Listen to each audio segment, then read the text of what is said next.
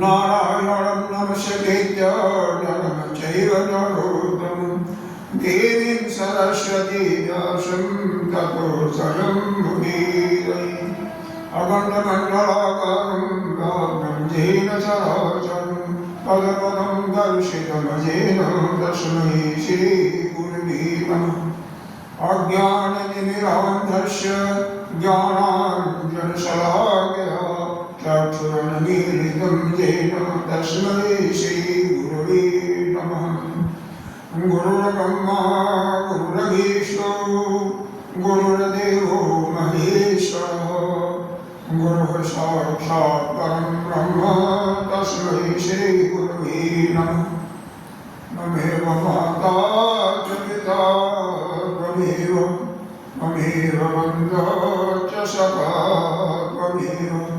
त्वमेव विद्या द्रविणं त्वमेव सर्वं मम देवि गजाननं भूतगणाधिसेवितम् अभेदजम्बो फलचारुभक्षणम् उमासुतं शोकविनाशकारकं नमामि विघ्नेश्वरपादपम् अनंत श्री घोषित 1008 श्री पंचायती महानिर्वाणी अखाड़ा के वरिष्ठ श्रद्धेय ब्रह्मनिष्ठ महामंडलेश्वर एवं उत्तर प्रदेश संत समाज के अध्यक्ष श्री सतदेव भगवान के चरणों में कोटिशालन वंदन दर्शन।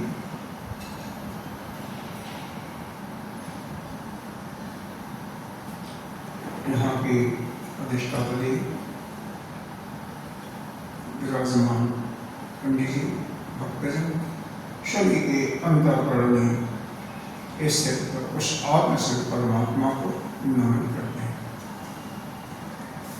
श्रीमद्भागवत की कथा दशम स्कंद की कथा चल रही है, जिसके अंतर्गत कल हम लोगों ने विचार किया था कि यज्ञ मथुरा के कुछ ब्राह्मण थे, वह यज्ञ कर रहे थे जहाँ पर ब्रज की भूमि चराने के लिए कृष्ण बलराम ग्वाल बालों के सहित गए थे।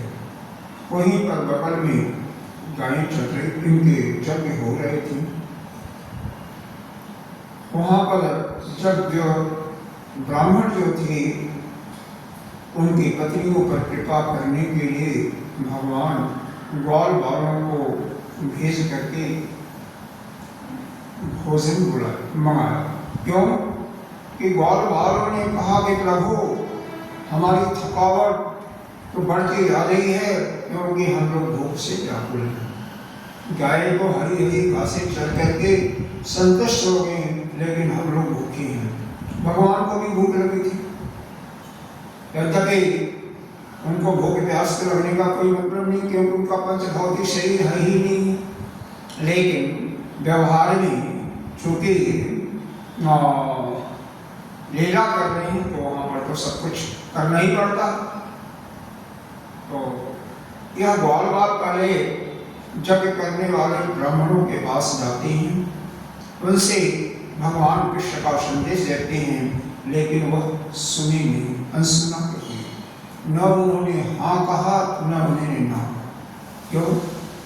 जब किसी का किसी के प्रति श्रद्धा नहीं होता है, उसके अंदर आदर का भाव नहीं होता है, तो किसी के बात पर कोई विचार नहीं करता।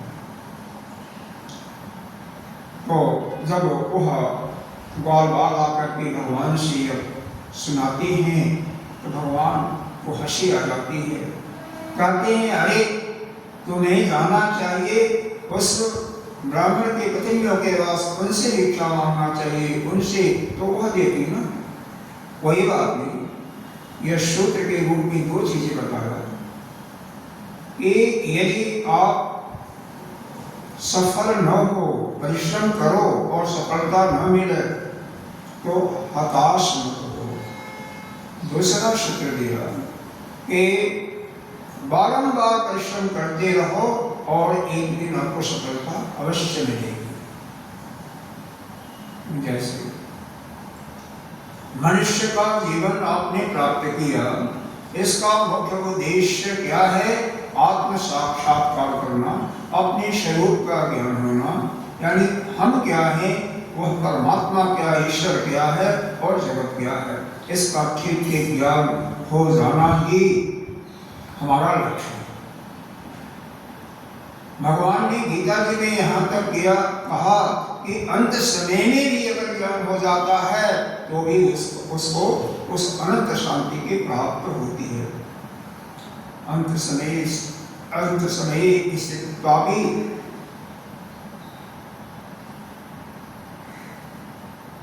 अंत समय स्थितित्वा भी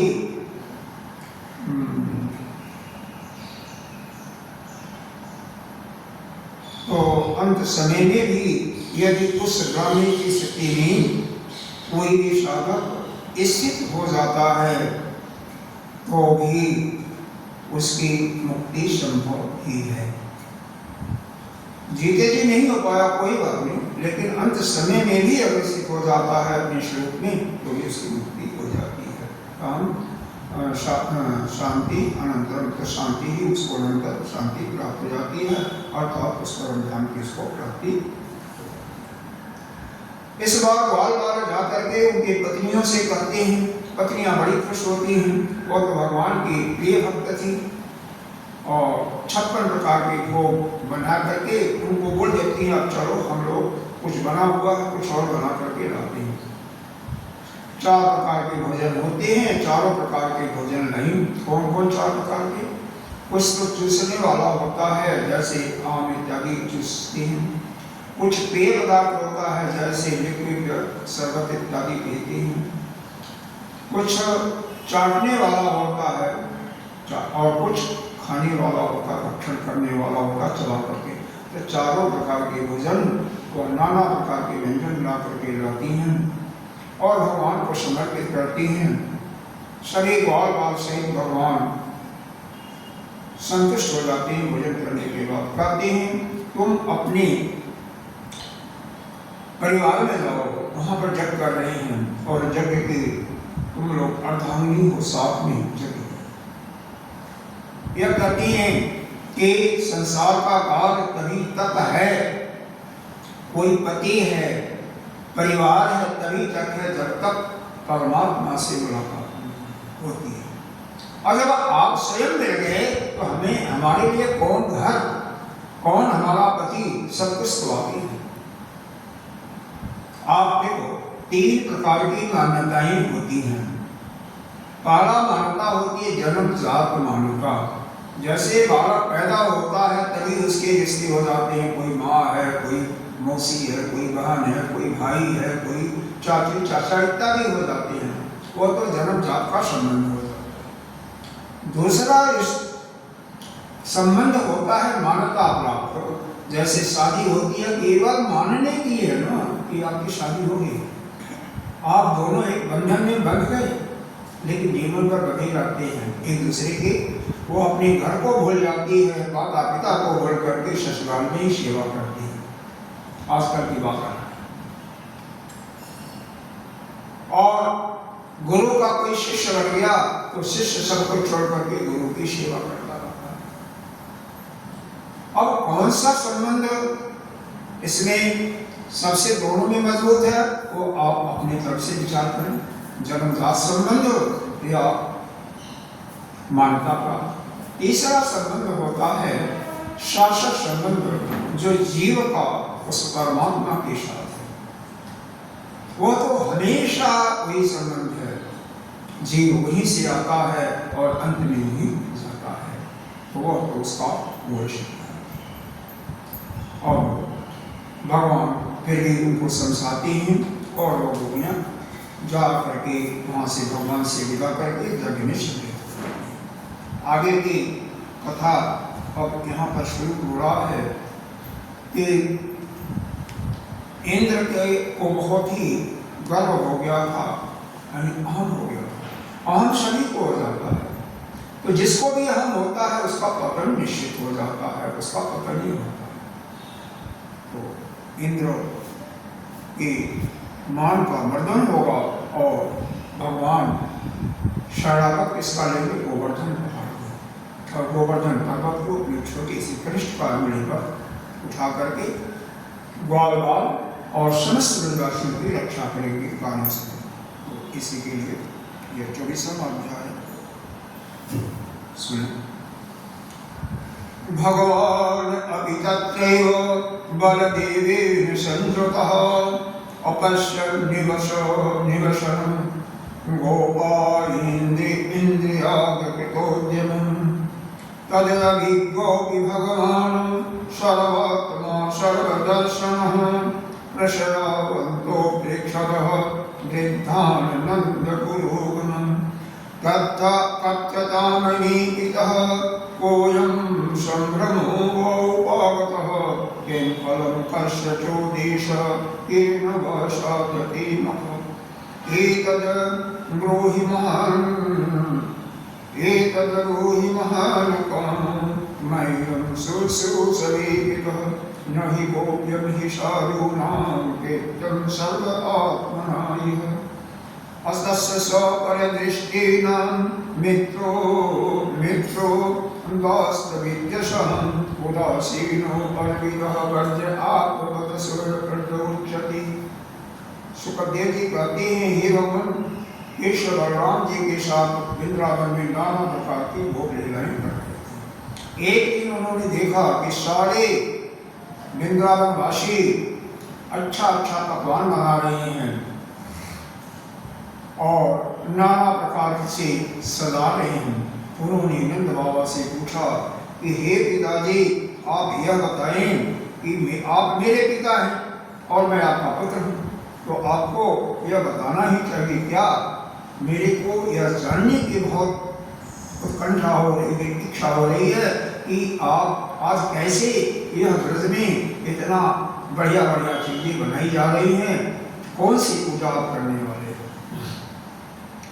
हे पिताजी, संत पुरुष सबको अपनी आत्मा मानते हैं, जिनके दृष्टि में एक दूसरे के प्रति कोई भेदभाव नहीं होता, न तो कोई किसी का मित्र है, न कोई किसी का शत्रु है, न उदासीन। तो उनके पास, संतों के पास कोई छिपाने की चीज नहीं होती है। तो आप एक संत के समान हैं, आप सही से बताइए ना, हमारी जानने की इच्छा हो रही है, आप उसको बताइए। नंद जी क्या करती हैं?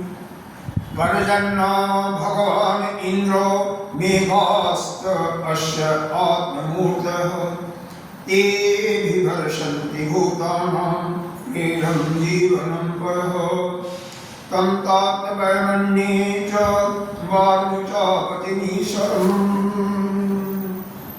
तं तात वैमन्ये च वारुचापतिमीशरम् जगैतद्रैतसा सिद्धैजन्ति ऋतुभीरा तक्षे शरोपजीवन्ति प्रियवर्गफलहेतवे पुंसां पुरुषकाराणां वर्जन्नाफलभावम् जम् एवं विश्रेत धर्म परं प्रागतं नरः कामलोभात् भयात् देशात् स वै नाप्नोति शोभनम्। हे लाल, हम लोग इंद्र की पूजा करने के जा रहे हैं। प्रतिवर्ष हम लोग इंद्र की पूजा करते हैं। क्यों? वर्षा के बादलों के वही स्वामी हैं, और जब पानी वर्षा रूप से, ठीक रूप से पानी की वर्षा होती है, बरसात होती है, तभी हमारा धन धान्य होता है। हरे हरे चारे भी हो जाते हैं, गौएं भी, उनके भी चरने के लिए घासें भी हो जाती हैं। क्योंकि हम ग्वाल वालों के पास यह दूध के अतिरिक्त दूध है, और यह क्या बोलता है, कुछ साग सब्जी या फसल, इसके अतिरिक्त और कोई क्या धंधा है? कोई धंधा ही नहीं। तो यह हमारा, यह पूजा हमारी बहुत परंपरा से चला आ रहा, परंपरा से, तो इसलिए हम उसको कर रहे हैं। और दूसरी बात, जो मनुष्य काम क्रोध मद लोभ है, यह देश परंपरागत धर्म को छोड़ देता है, उसका कभी मंगल नहीं। भगवान इसका जवाब क्या देते हैं? कर्मणा जायते जन्मः कर्मणैव विलीयते सुखं दुःखं भयं क्षीणं कर्मणैव अभिवर्धते। कहते हैं प्रत्येक जीव अपने कर्म के अनुसार ही उत्तम, मध्यम और नीच फल में पैदा है, और कर्म के अनुसार ही सुख दुख हानि लाभ को प्राप्त करता है। तो यदि कर्मों को सब कुछ न मान करके हमें भिन्न अलग अलग जीवों का फल ईश्वर को मान लिया जाए, इंद्र को जैसे आपने मान लिया, तो कर्म का फल, कर्म जो करता है उसका फल तो उसी के अनुसार ही होता है। तो कर्म जो नहीं करते हैं उसकी प्रभुता कैसे करेगी, कैसे चलेगी? यानी जो कर्म करते हैं उनके लिए तो फल उनके कर्म के अनुसार मिलता है, लेकिन जो कर्म करते नहीं है उनका क्या हाल होगा? क्या ईश्वर कर देगा? कहते हैं भगवान कहते हैं नहीं, ऐसा नहीं। जो मनुष्य, जो प्राणी जैसा कर्म किया हुआ उसके अनुसार ही फल मिलता है उसको, उसके अनुसार ही उसको सुख दुख जीवन में मिलता है। तो इसमें इंद्र का या किसी अन्य देवता का क्या, वो फल को बदल नहीं सकते हैं, उनके अंदर ऐसी शक्ति नहीं है। फिर ऐसा क्यों? या पूर्णिमाशा वाले पंडितों पर ही पूछा लगा है ना कि कर्म को बदला नहीं जा सकता है। फिर क्यों? उसका जवाब मैं बता दे रहा हूँ, क्योंकि आप लोग चिंता मत कीजिए। हमें कर्म करना चाहिए, हमारे वेदों में भी लिखा होगा। अरे वेदों का 80% मंत्र तो केवल कर्म के ही हैं। क्यों? क्योंकि इस जन्म में जो आपकी कामना है, कामना की पूर्ति तुम कर्म के द्वारा ही होगी। दूसरी बात, अगर निस्वार्थ आप कर्म करते हैं तो आपका अंतःकरण शुद्ध, और पुण्य जो उससे जनित होता है इस जन्म में नहीं मिला तो अगले जन्मों में तो मिलेगा। जन्म में नहीं मिल पाया कोई बात नहीं, लेकिन अगले जन्म में तो आपका कल्याण होगा। इसलिए करते रहना चाहिए। कौन सा कर्म बताया है गीता जी ने भी, यज्ञ दान तपो कर्म, यज्ञ दान तप कर्म, इनको हमेशा करते रहना चाहिए जब तक आप जिंदगी हैं। यज्ञ करती होंगी, नहीं तो पूर्णिमासी को, अमावस्या को या संक्रांति को हम तो करती हैं, वो भी करती हैं। कुछ लोग विशेष करके और समाजी लोग नित्य प्रति साधन करते हैं। कुछ लोग कंडा जला लेते हैं, कंडा गंदी उंगली पड़ा और उसी में घी के और देते हैं। कुछ कर ज्यादा धंधा नहीं करते हैं। ओम अग्नि स्वाहा, ओम इंद्राय स्वाहा, ओम प्रजापति, इस प्रकार से देते हैं। कुछ लोग 3 ही आहुति देते हैं, लेकिन नहीं करते। लेकिन शास्त्र में भी लिखा हुआ है कम से कम महीने में 3 दिन ऐसा होता है कि एक अमावस्या, एक पूर्णिमा, यह आता ही हर महीने में, और एक दिन संक्रांति आता है जिस समय सूर्य एक राशि को बदल करके दूसरे राशि में प्रवेश करता। तीनों दिन अवश्य कुछ पुण्य का काम होना चाहिए। तो ऐसा लिखा हुआ है। तो इस प्रकार से भगवान और नंद देवी एक दूसरे की बातों को काटा जाता है और कहा जाता है। अंत में भगवान ने कहा, देखो आप ये जो हमारे कुल गुरु हैं गर्गाचार्य जी, कौन से क्या नाम था, गर्गाचार्य का नहीं, हाँ गर्गाचार्य, उनसे आप पूछ लीजिए, उनसे आप पूछ लीजिए, वो सब कुछ आप बता देंगे। जब वो कहते हैं, उनके पास जाते हैं जो कि गुरु महाराज हैं, तो कहते हैं कन्हई जो काला वही थे, क्योंकि एक बार भगवान ने उनको दर्शन दे दिया था, इसलिए उनको यह पता है कि यह बालक कोई अन्य नहीं, वह ईश्वर ही है, परमात्मा ही है, जो यहाँ पर सबका कल्याण करने के लिए। और एक चीज और बताया जाता है, कृषि आराध्य गोरक्ष कुशीलम तवयवच्यति वार्ता चतुर्विधा तत्र वयं गो वृत्तयोनिशम्। वैश्य जो हम वैश्य परिवार में पैदा हुए हैं, तो इसका 4 काम आया, एक कृषि खेती करना, बाड़ी के व्यापार करना, और गोरक्षा गौओं की सेवा करना, और व्यास देना। हमारे पास तो केवल एक ही काम है, गौओं की रक्षा करते हैं, और कुछ काम नहीं है। और तो इसमें इंद्र का लेना देना क्या है? हम इंद्र को क्यों प्राथमिकता दें? भगवान कह रहे हैं कि न पूर्व जनपदा न ग्रामा न विहावयम नित्यम वनो सस्तात वन शैल निवासन। हमारे पास तो किसी देश का राज्य भी नहीं है, न बड़े बड़े नगर हैं, न गांव ही हैं, हम तो घर भी नहीं है, हम तो सदा वनवासी हैं, वन और पहाड़ी हमारे घर हैं, तो हमें क्या जरूरत है इंद्र की पूजा करने के लिए? अरे बगल में साक्षात तस्मात् ब्राह्मणानाम इंद्रिय चारभ्याम भयताम मुख स इंद्रिया संभाला तैयम साधताम मुख। हम लोग गौ ब्राह्मणों और गिरिराज को ही जजन करने की तैयारी करें, क्योंकि हमारी गंगे गिरिराज पर्वत पर ही चढ़ती हैं, वहाँ पर हरी हरी घासें हैं, छाया है, पानी पीने के लिए यमुना जी हैं, तो हमें और किसी की जरूरत नहीं, साक्षात गिरिराज की ही पूजा करनी चाहिए। और ऐसा फिर नंद बाबा बाद में मान लेते हैं, ठीक है। यहाँ पर सुखदेव जी संगति लगाती हैं, कलात्मना भगवता शक्रदर्पजिह्वासता प्रोक्तम शंभनंदा नंदाद्या साधुभिहन्त तद्वच तथा च विदतु सर्वं जताः मधुसूदनं वाचित्वा स्वसत्येनं तद्द्रव्येण गिरध्वजान्।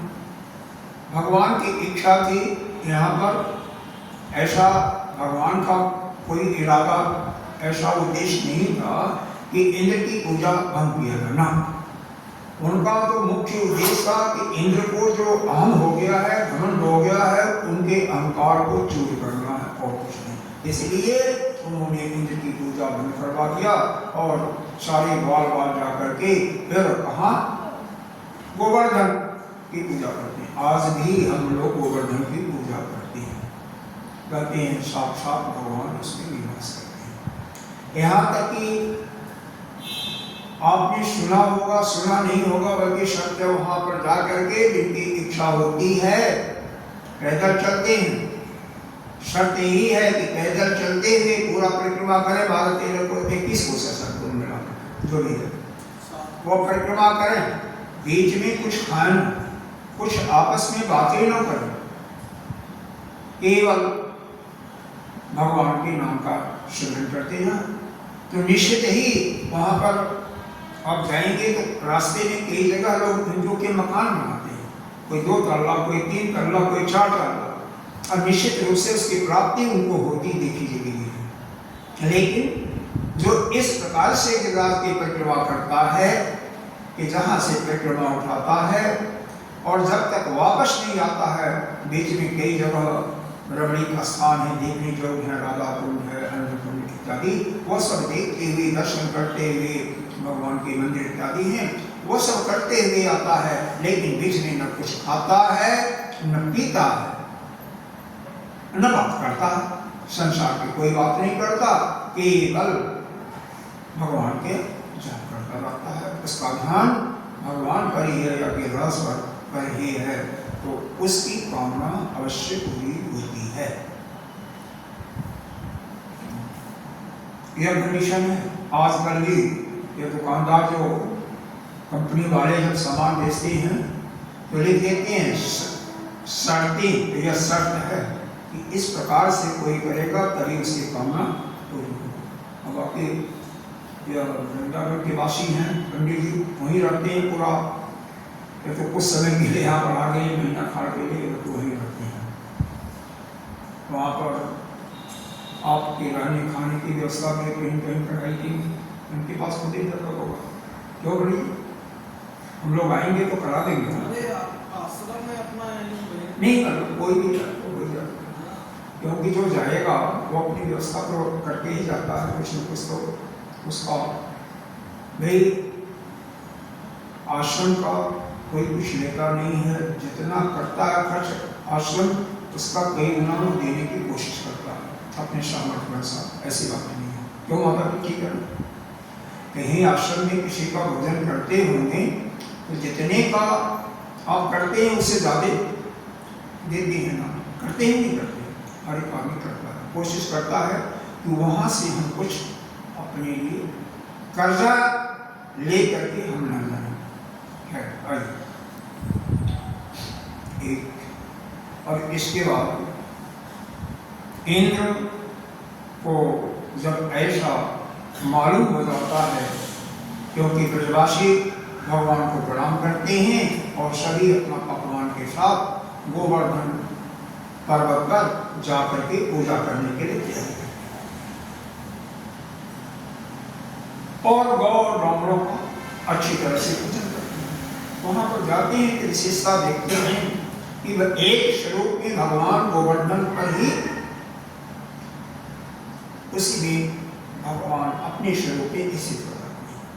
जो भी ग्वाल बाल ला रहे हैं सब भगवान अपना खा रहे हैं। भगवान के लिए देखो साक्षात गोवर्धन भी है, खा रहे हैं स्वयं, एक अंश से गोवर्धन में और एक अंश ग्वाल बालों के बीच में सब संतुष्ट होते हैं। जब ज्यादा खाते हैं तो ग्वाल बाल इनके सखा लोग कहते हैं अरे सारा खा जाओगे, हम लोग क्या खाएंगे। भगवान कहते हैं चिंता मत करो, बहुत उन लोगों के लिए मिलेगा। इन लोग भी सभी लोग प्रसाद खा करके आराम से खाते हैं। इधर यह सूचना इंद्र को मिलती है, या इंद्रस्ता आत्मनम आत्मनः पूजां विद्या विहतां निवह गोप्योभ्यो कृष्णादेव्यो नन्दादेव्यस्य कोपशः गणं सांवर्तकं नाम मेघानां चान्द्रकारिणाम् इंद्र प्रचोदयत बुद्धो वाक्यं सायेषमानवः। जब इंद्र को यह समाचार मिला कि मेरा पूजा बंद कर दिया एक यादव के पुत्र ने, हालांकि यादव नहीं थे, भगवान क्षत्रिय थे, जाति के पुत्र थे, क्षत्रिय थे, उनके खानदान पुत्र थे वासुदेव जी के, लेकिन उसी के खानदान से थे ना। और नंद बाबा भी यादव नहीं थे बल्कि वैश्य परिवार के थे। पीछे आया भी वैश्य परिवारों का एक काम है, चार काम। वैश्य जानते हो, वो तो गायों का चलाना, घी दूध बेचना, कोई भी व्यापार है, कोई भी कर सकता, कोई ऐसी बात नहीं है कि यह इंद्र यह सुन करके नंद बाबा और गोपों पर बहुत ज्यादा क्रोधित हो गए। लेकिन क्या करेंगे, गोपों के रक्षक तो भगवान कृष्ण, वह उधर से सांवर्तक नामक मेघ को आदेश देते हैं, जाओ इतना बारिश करो कि ब्रज डूब जाए, सारे ब्रजवासी परेशान हो जाए।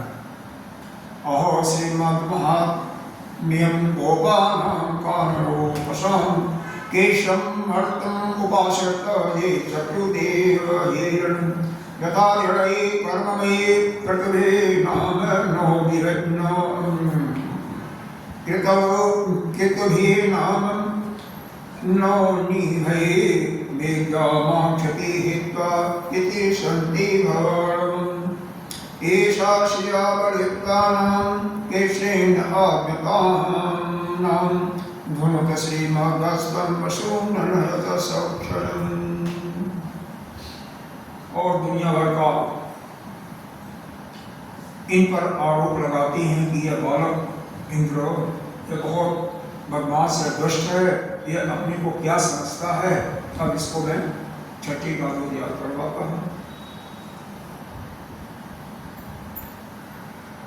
यह बालक मरने वाला है, अब एक जिंदा है, लेकिन एक दिन मरेगा, हमको पता नहीं भगवान है।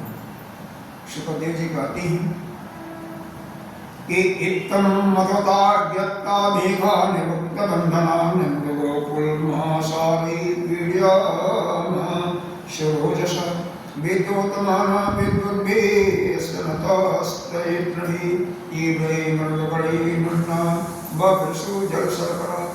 जब उन्होंने मेघों को आदेश दे दिया, इंद्र ने उनके बंधन खोल दिए, वे नंद यानी ब्रज में चढ़ गए और वहां पर बड़े वेग से बारिश कर रहे हैं। मोटी मोटी धाराएं गिरने लगी, जहां पर गड्ढा था, समतल था, सब बराबर हो जाता है। सारे कांपने लगते हैं, क्योंकि मकान भी चूने लगते हैं। गायें भी, गायों के लिए रहने के लिए कहाँ कवर स्थान था। भगवान ने स्वयं कहा कि केवल हमारे लिए स्थान तो वही है, पहाड़ ही है, वन ही है। तो सारे परेशान हो गए। मूसलाधार वर्षा, उधर झंझावत के झपाटे से हवा भी खूब चल रही है, ठिठुरने और कांपने लगी। सभी लोग व्याकुल हो जाते हैं और कृष्ण कृष्ण तुम मेरी रक्षा करो, रक्षा करो। कृष्ण कृष्ण महाभाग त्वं गोकुलम प्रभो रातुम महर्षि देवान कुपितात भक्तवत्सलः। हे प्रभु, तुम बड़े भाग्यवान हो। अब हे कृष्ण, तुम्हारे ही भाग्य से हमारी रक्षा होगी। इस गोकुल के एकमात्र स्वामी केवल आप ही हैं, आप मेरी रक्षा करें। भगवान ने कहा ठीक है। इंद्र को बहुत अहम हो गया है ना, मैं इंद्र के उस अभिमान को चूर करता हूँ। तत्र प्रतिविधम शम्नक आत्मयोगेन साधये लोकेश मानिनां धनिष्ये श्रीमदं तमः न हि सद्भावयुक्तानां सुराणां ईश विस्मयः मत्तोऽस्तामानमन्यः प्रशमायो कल्पति तस्मान्नक्षरणं गोष्ठं मन्नाथं अभिगृहं गोपायै स्वात्मयोगेन स्वयं मे प्रत्याहितः। कह रहे हैं कि देवता लोग सत्य गुण वाले होते हैं, सत्य प्रधान होते हैं। हम लोग रजोगुण हैं, जो काम करने वाले हैं, वो रजोगुण काम है। उसी में ब्राह्मणों को शतगुणी माना गया है, बशर्ते ब्राह्मण अपना काम है। ब्राह्मणों का काम क्या है? यज्ञ करना, यज्ञ करवाना पड़ा। दूसरा वेद पढ़ना और वेद पढ़ाना, ज्ञान अर्जित करना और ज्ञान दूसरों को बांटना। तीसरा काम है ज्ञान लेना, और लेना ही नहीं है, ज्ञान देना भी। दोनों ये अच्छा काम है। वो शतगुणी, देवता लोग भी शतगुणी हैं, लेकिन बाकी रजोगुणी और उसमें शुद्ध इत्यादि व तमोगुण का प्रधानता होती है। जो ज्यादा सोते हैं, तो ब्राह्मण भी जो ज्यादा सोएगा वो तमोगुणी हो जाएगा, जो नौकरी करेगा वो रजोगुणी हो जाएगा, खेती करेगा रजोगुणी हो जाएगा। तो वो अपना काम छोड़ करके दूसरे का काम कर रहे हैं, तभी तो ठीक है, मैं देवताओं के मान को हम करता हूँ। ऐसा है, मैं अपनी योग माया से गोवर्धन पर्वत को उठा लेता हूँ और तुम सभी लोग अपनी गायों को, अपने सामान को लेकर के वहां पर शरण लो। भगवान एक छोटी अंगुली पर सब उठा लेते हैं गोवर्धन पहाड़ को, क्योंकि उनकी तो शक्ति है, परंपार है। पूरी सृष्टि के कर्ता करता हुई हूँ। पीछे से ग्वाल वाले कहते हैं ठीक है कन्हई चिंता मत कर, हम लोग अपना लाठी कोई पहलवा कोई कुछ लेकर के वह लगा देता है और सारा जितना भी ब्रजमंडल था उनके गाय सामान सब उनके नीचे आ जाते हैं। आजकल जाएंगे तो कहीं पहाड़ नहीं दिखाई देगा, सब आ जाते हैं, सबकी रक्षा हो जाती। 7 दिन तक वहां पर है। जब बिल्कुल बारिश समाप्त हो जाती है, इंद्र का घमंड चूर हो जाता है, हवा खुल जाती है, धूप निकल जाता है, पानी सूख जाता है, तब भगवान ने कहा अब तो लोग अपने अपने घर को जाओ। ऐसा ही कहा क्षत्रियगतां सुखापेक्षा भेत्वा तैर्व्रजवासिः वीक्षमाणे तथा बद्रिं सप्ताहं नाचलपदा। देखो 1 हफ्ता तक भूख प्यास से वो पीड़ित रहे, सभी लोग आराम बोलते थे। वहां पर कहाँ रहे? पर्वत के नीचे।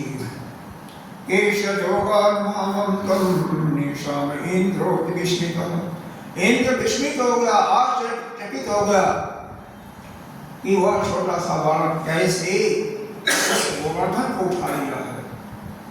निशाम्यो परतम गोपान गोवर्धन धरोद्रीतम। भगवान जब देखते हैं कि इंद्र को उधर उसके असर की सीमा नहीं रही और भगवान ने देखा आगे भी बंद हो गई, वर्षा भी बंद हो गई, आकाश से बादल भी छट गए। अब वो से कहती हैं निर्यात तिलाशम गोपा स्त्री धनार्भकम उबारतम वातवर्ष विद्राया शिंदग्रम। हे मेरे प्यारे गोपलों, तुम अब लोग निडर हो जाओ और अपनी स्त्री के साथ आपके जो गायों का धन है, गाय बच्चा बछड़ा इत्यादि के साथ तुम बाहर आओ और पानी बंद हो गया है और अपनी नदी का पानी भी उतर गया है और अपने अपने घर को जाओ और वहां पर निवास। भगवान ने सभी प्राणियों का देखते देखते खेल खेल में ही गिरिराज को वहीं पर यहाँ पर थोड़ी सी घटना की है।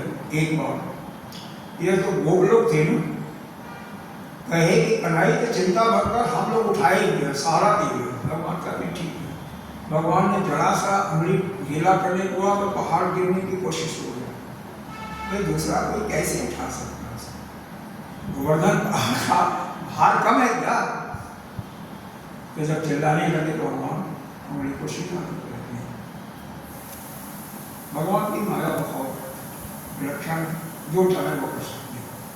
कहते हैं जो सभी शक्ति से संपन्न है, जो चाहे सो करे, उसके लिए सब कुछ संभव है, कोई भी चीज असंभव नहीं है। और हमारे लिए नहीं संभव है। हमारी शक्ति की एक सीमा है, उस शक्ति से अगर ज्यादा सामान उठाओगे तो कमर क्या होगी, दर्द करने लगेगी। आप लोगों की नहीं, हम हमारे जैसे जो वृद्ध हैं उनकी बात कर रहा हूँ। एक बाल्टी पानी बदले 16 लीटर का हो उठाओ और उसको तरफ चलना हो, निश्चित रूप से आप गिरी पड़ोगे, जवान की बातें नहीं करनी।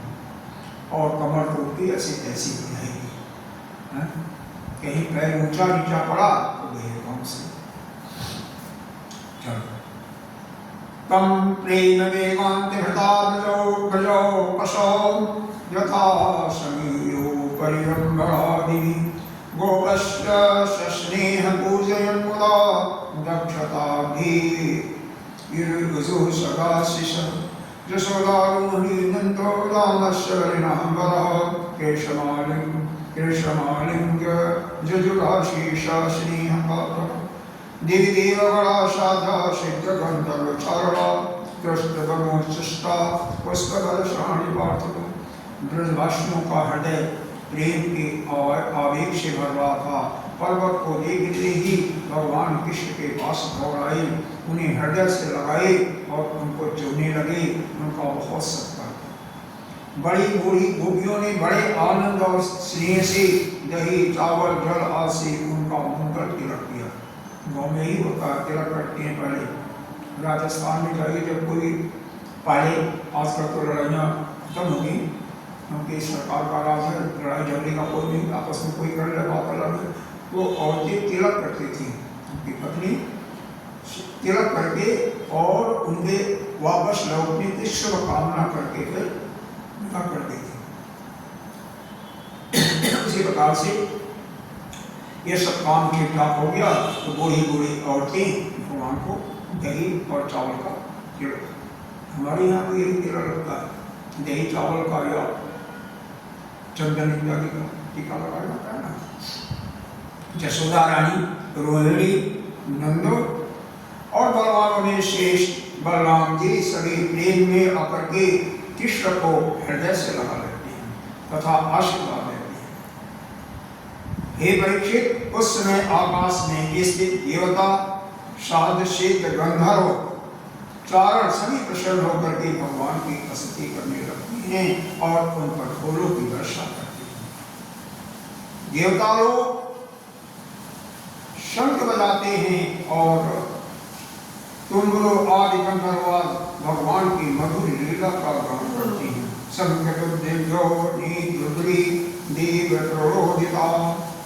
जब गंधर्व ततस्तुम्बो प्रमुखा निपः ततो अनुवत्तै पशुपै परिषितो राजन् सर्वोष्टं सबलो वृषभधारी तदा विधानस्य पितयानि गोपिका गायन्त्ययो मुदिता हृदयस्पर्शो।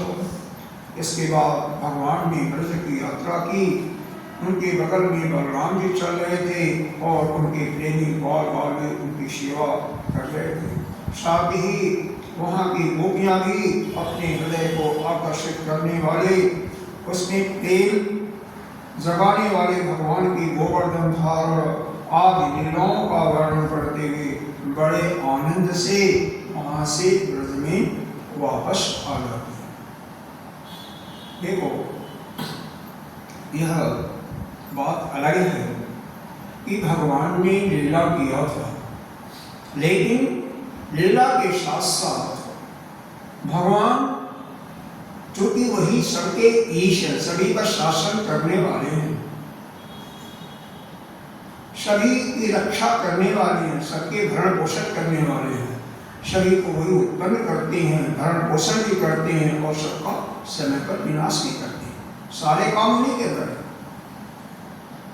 लेकिन कहीं भी ऐसा नहीं है कि किसी के साथ पक्षपात करते हो। ऐसा मत सोचिएगा कि इंद्र के साथ पक्षपात किया, नहीं। हाँ, किसी के भी अहम हो जाएगा, उस अहम को, अहंकार को चूर करने के लिए, उसको अहंकार को मर्दन करने के लिए भगवान लीला करती हैं। जैसे किसी समय में रावण को बहुत बड़ा धनी हो गया था, अहम हो गया था, कहते हैं 1 लाख दूत और 1.25 लाख नाती, और देवताओं को भी कई बार उनका सम्राट, अन्य देवता लोग तो उसके शरण में रहते थे, उनके शासन को भी छीन करके, और खुद अपने भाई कुबेर का ही रथ छीन करके और पुष्प विमान जो है अब हथिया लिया था, जो कि देवताओं की कैफियत थे, एक ही पिता के पुत्र थे। तो भगवान अहम को चूर करने के लिए, अहंकार को चूर करने के लिए, कोई भी हो उसका अहंकार चूर करते हैं, लेकिन उनके मन में कोई ईर्ष्या नहीं होती, द्वेष नहीं होता। जब वही रावण मरता है तो उसके अंदर से जो ज्वाला निकलती है, चेतन शक्ति भगवान के अंदर समा जाती है। भगवान थोड़ी कहते हैं कि मेरे पास कोई द्वेष नहीं करते हैं। इसी प्रकार से हमें भी यहाँ से यह शिक्षा लेनी चाहिए, लेनी ही चाहिए कि सभी के जितने भी प्राणी हैं, जीव जंतु हैं, सबके अंदर एक ही आत्मा निवास कर रही है। इसीलिए व्यवहार में जो जैसा है वैसा व्यवहार करो, लेकिन तत्व के दृष्टि से सबको एक ही समझो। अपनी है आत्मा, शक्ति आत्मा एक ही है, और शक्ति आत्मा आप में है, आपकी आत्मा सब में है। ऐसा समझते हुए तत्व की दृष्टि से सबको एक समान समझो। तुम्हारे में और दूसरे में कोई भेदभाव नहीं है। इसलिए कभी भी किसी की हिंसा, किसी से दुर्व्यवहार नहीं करना चाहिए। क्यों? अरे वास्तव में तो न वो है ना आप हो, है तो वह चेतन शक्ति है। आप तो मिथ्या एक कल्प के रूप में दिखाई दे रहे हो, है क्या? कोई अस्तित्व का नहीं है, तो क्यों ऐसा करते हैं? चलिए एक और, क्योंकि पंडित जी ने कहा था समय आज आरती कोई लंबी होगी और पीछे एक वचन भी होगा। तो ओम पूर्णमदः पूर्णमिदं पूर्णात् पूर्णमुदच्यते पूर्णस्य पूर्णमादाय पूर्णमेवावशिष्यते। ओम शांति।